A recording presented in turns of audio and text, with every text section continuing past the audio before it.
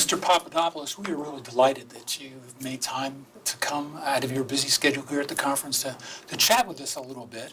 And I'd like to start off by just asking you, for our viewers who aren't familiar with your company, Atypon, you're the CEO and founder of Atypon. What services does your company provide?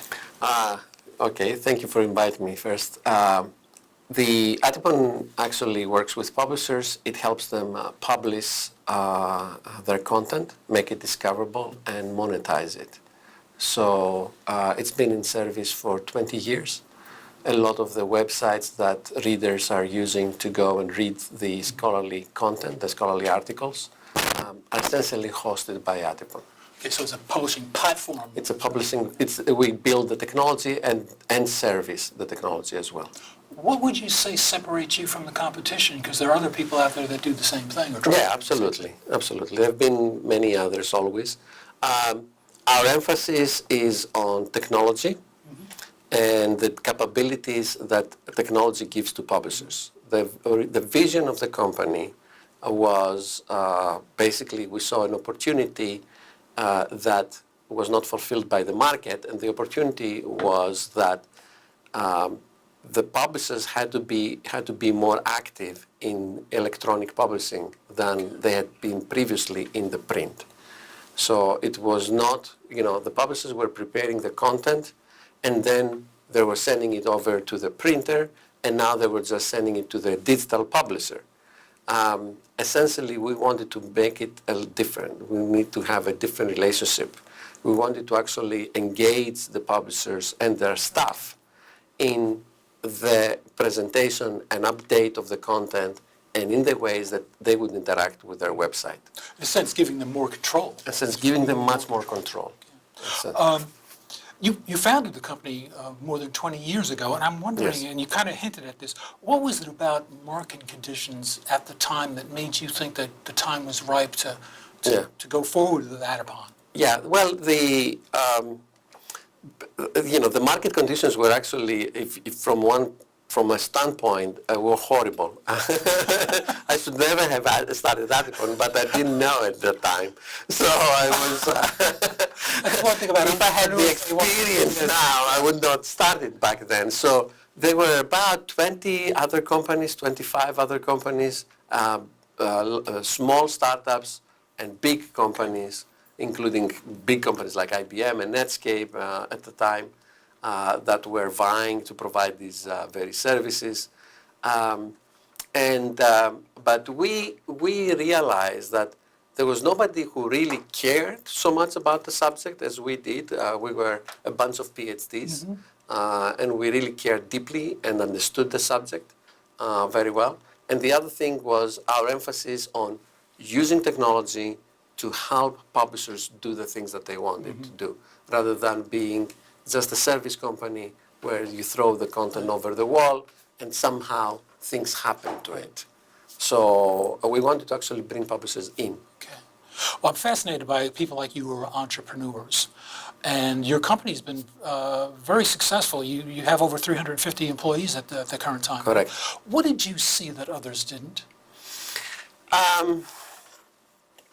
What we saw at the time was, the predominant wisdom was that the small publishers needed the services of technology companies and that the big publishers would do the systems on their own.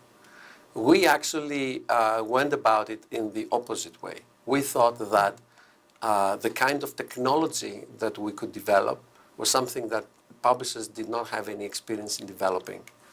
So instead, as I said, instead of being just a service, like a digital printer, the way we viewed our service was we're a technology company. We're creating a technology for publishers to use. So that includes small and big publishers.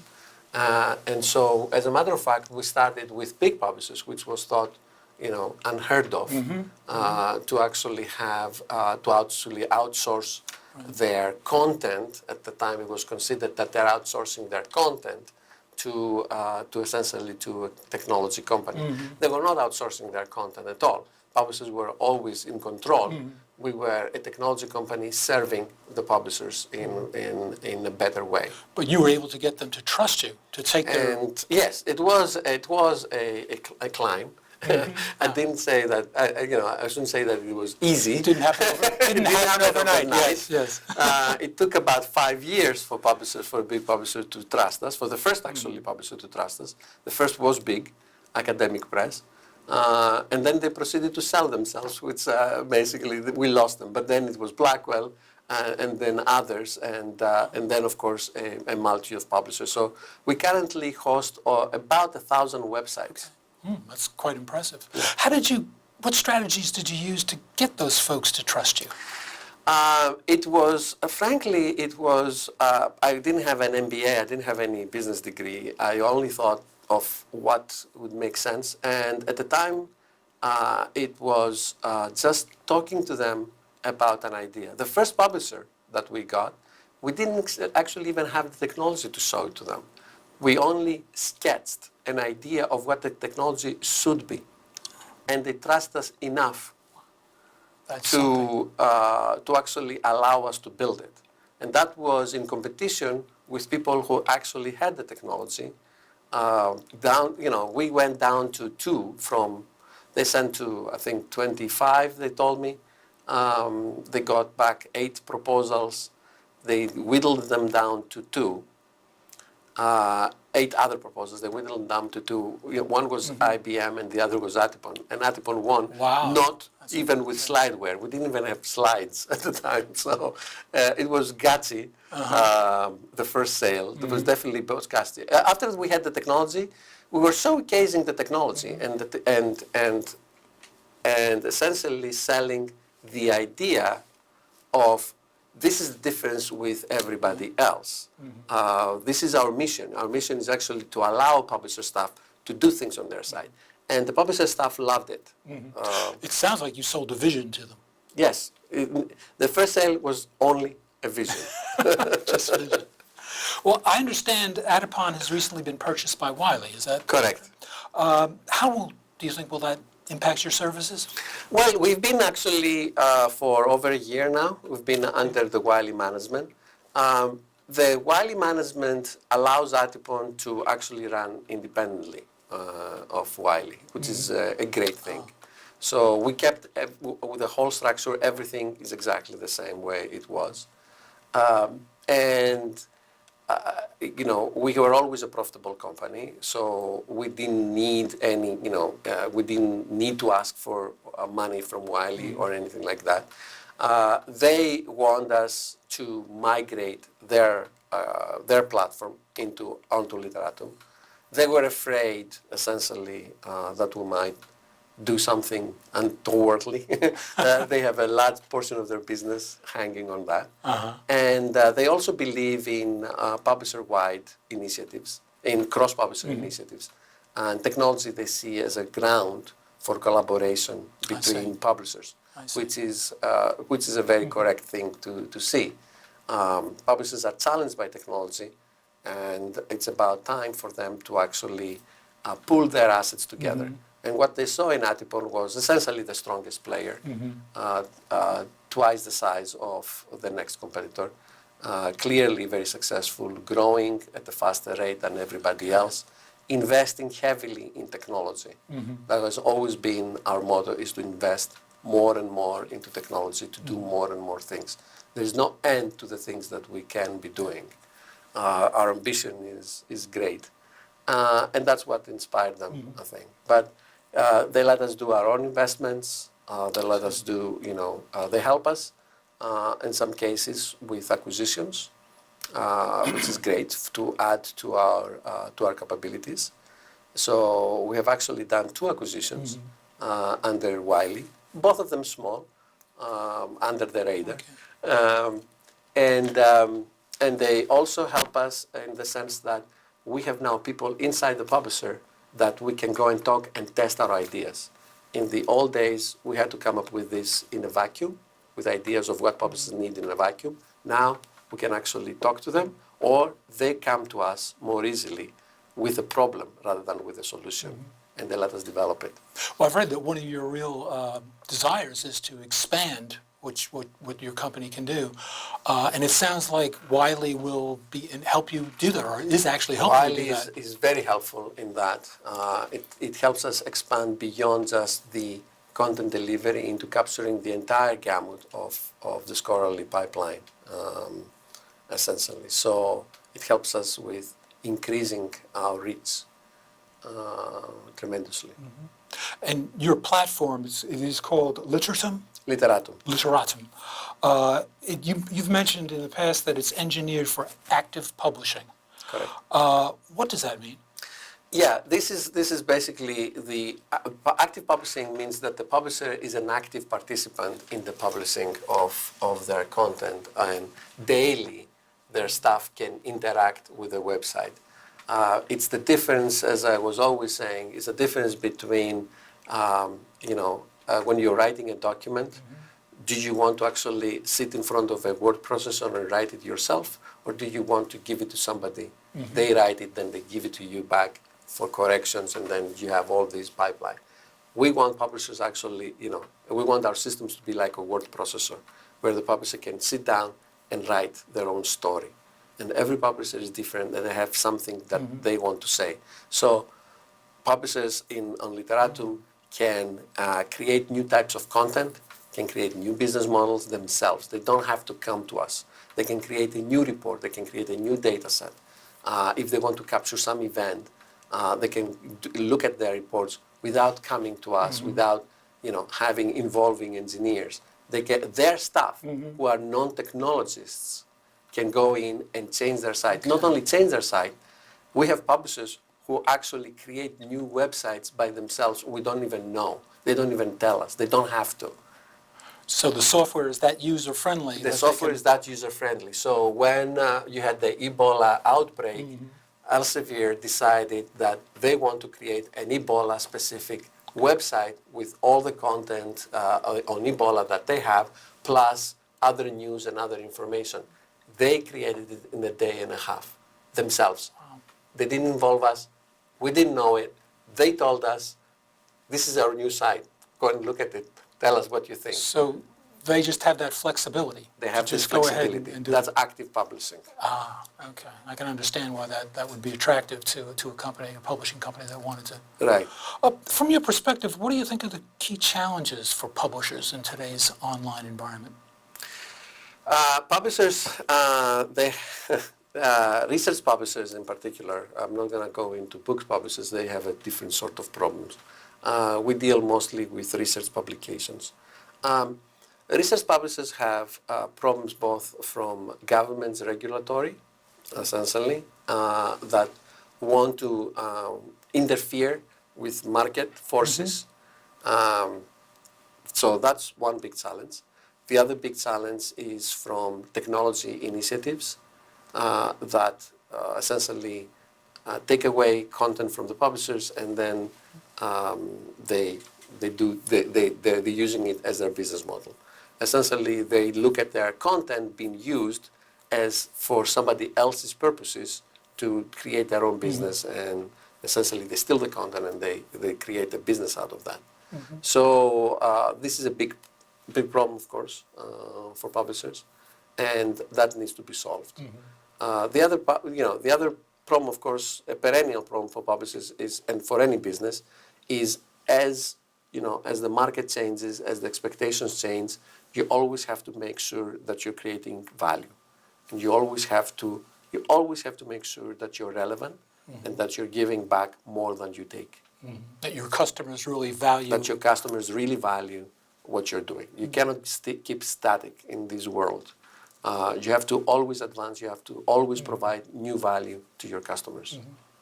You mentioned technology just a second ago as being a challenge, but you also, in your talk this morning, you said something that surprised me. I was just kind of flabbergasted, but as you talked on about it, it really made some sense, and it seems to be true, that the technology hasn't changed in 20 years. Is that? Yes, and I gave you several examples, and I could give you several other more examples of no change. People think that because they're hit by all these technological changes every day, that, what was the scholarly communications must be progressing at the same rate. Well, it hasn't. Okay, yes, the iPhones came and all of these things came and so on and so forth, but the technology has not moved for the last 20 years. And, in some sense, it's usable, okay? It still functions the same way it was functioning 20 years ago. But what we did 20 years ago was essentially also an imitation of the print. Now, you're talking also about standards in this case, right? Technology standards is really what... Technology standards in some ways have advanced, but, scholarly communications have not picked up on them either, necessarily. So it's one way for a body to create a standard. It's another thing for a publisher to adopt it and do something with it. It takes effort. All of these things take effort. So what we were doing is digital, sure, but as I say, it's digital in name only. So if you look at the HTML and the PDF, they really imitate the print. They're not updatable. They need special devices in order to read them well. In many cases, like the PDF. They're not dynamically changeable. They don't accept user-generated feedback.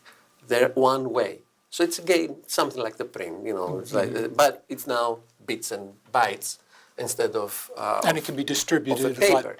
And it's distributed wide, but there's no feedback back. There's nothing there. So that is changing. We see the changes coming. And the user, of course, there's a user demand for that as well. And publishers need to adopt it. Publishers need to, and publishers are getting ready to adopt it and enable it. It's one way to adopt it and accept it.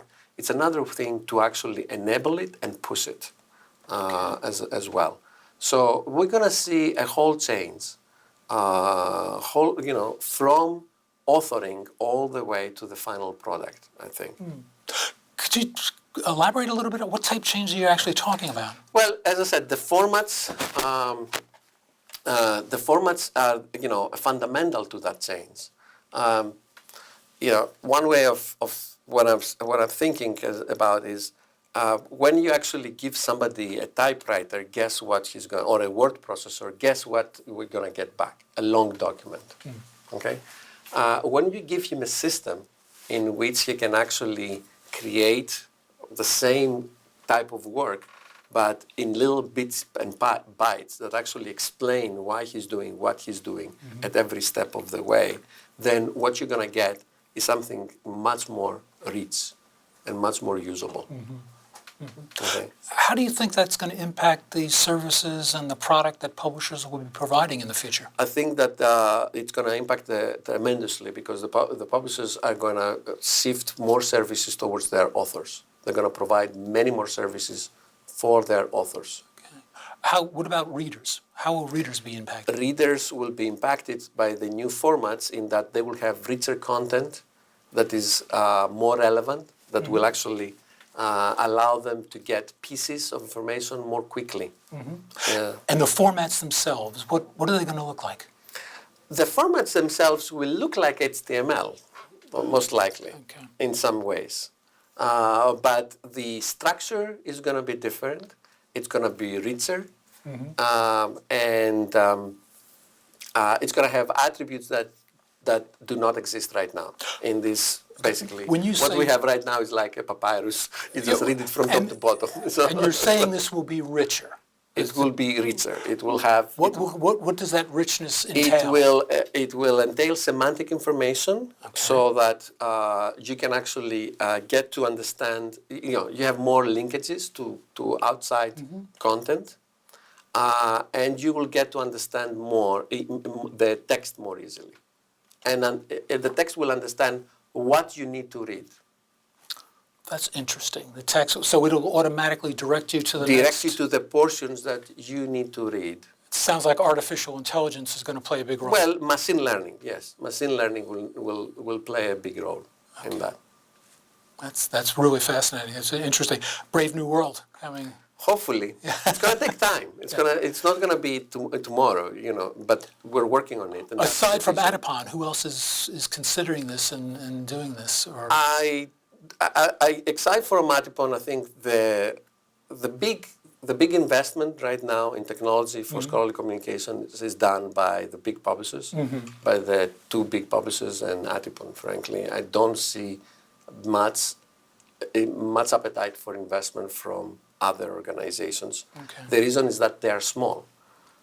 To do this type of investments, you need to have large size, and you need also big partnerships with research institutions. now, open access is a major movement in publishing today. How will that play into these changes?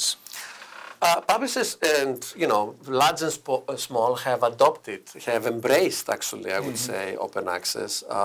They see it as a growth, as another way to grow. I think that open access definitely has a place. It's a business model. I don't like either of these. I have a personal, my view on personal access, my personal view. This is not the Wiley view, not the Atypon view even. My personal view is that everything should be open access. That's my personal view. I think a lot of librarians would agree with you in that regard. Right. But I don't like either model that exists right now. I don't like the green model because it's government interference, and I don't like it's mandated, and I don't like mandates from governments.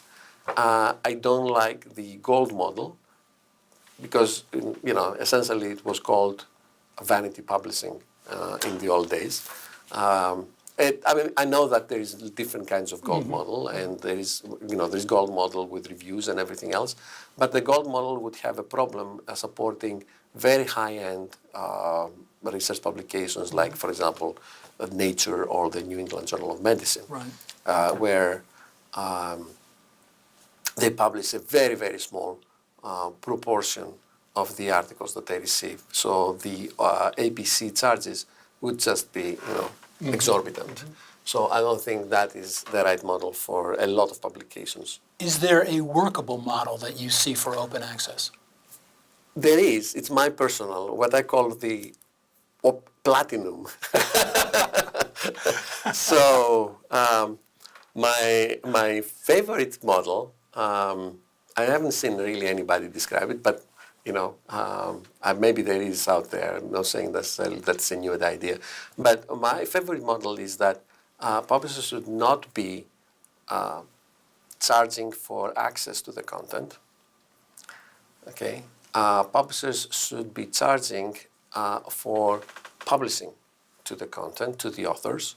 But essentially, there should be, just like now, the subscription journals, which are publishing a small portion of the articles that they're receiving. I think, for example, Wiley is publishing only 1/3 of the articles that they receive. Would you, for example, want Wiley to publish, 100% more, to publish 2 out of 3? They would make more money with an open access model, right? Yep. But then that would not be a responsible thing to do. I would worry about the quality. I would worry about the quality. The quality exactly. would be a concern. Exactly. But clearly, they would be making much more money. There is the way I see it is that there is an editorial responsibility that publishers and societies, and of course, Wiley is a big society publisher, have towards the society itself. Sure. So my model is that society subscription journals would actually maintain their subscription status, and the authors, in order to publish in those subscription journals, would have to have a subscription. That means their institution would have to have a subscription to allow its faculty to publish in those journals. So the subscription would remain. I see. Okay. So essentially, we would just flip the subscription, the purpose of the subscription, because the value is both to the reader and to the author. Right now, the author doesn't pay in the typical model. It's the reader who pays.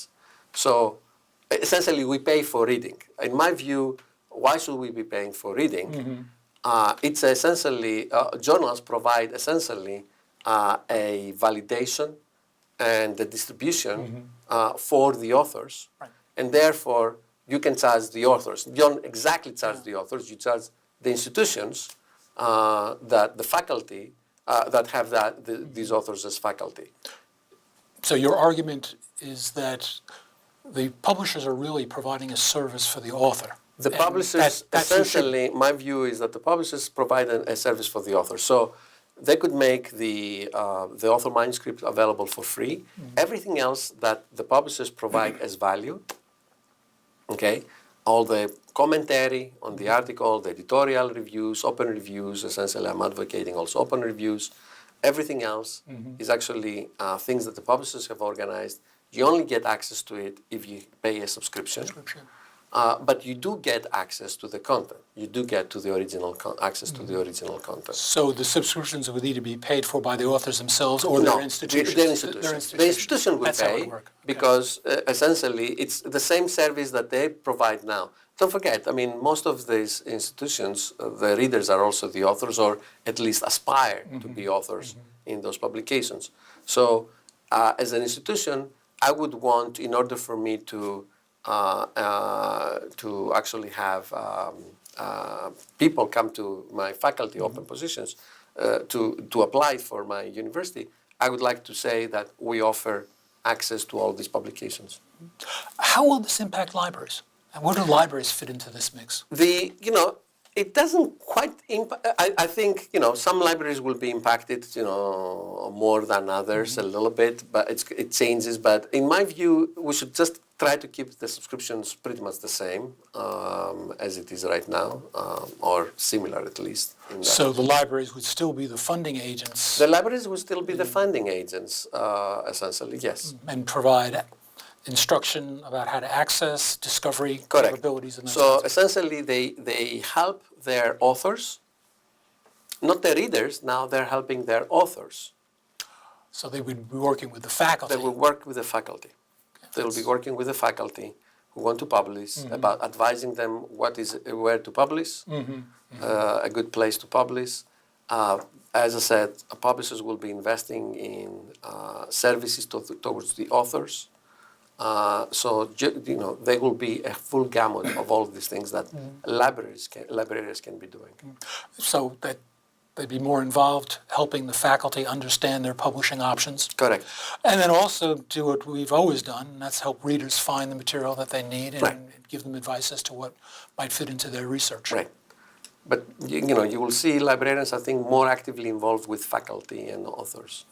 Yeah, there's been some discussion of librarians as working more as research associates, and you're hearing more of that kind of thing. I've really enjoyed chatting with you, and I was wondering, have I missed any? Is there a question that I should have asked you, or is there a question that if you were sitting here, you would ask yourself? No, I think it was great, actually. I mean, no, I think it's fine. Good. So you. I think it's fine. I've learned an awful lot by chatting with you, and I appreciate the fullness of your answers. It's really been interesting. So thank you very much, Mr. Papadopoulos. Thank you. I really appreciate it. Thank you.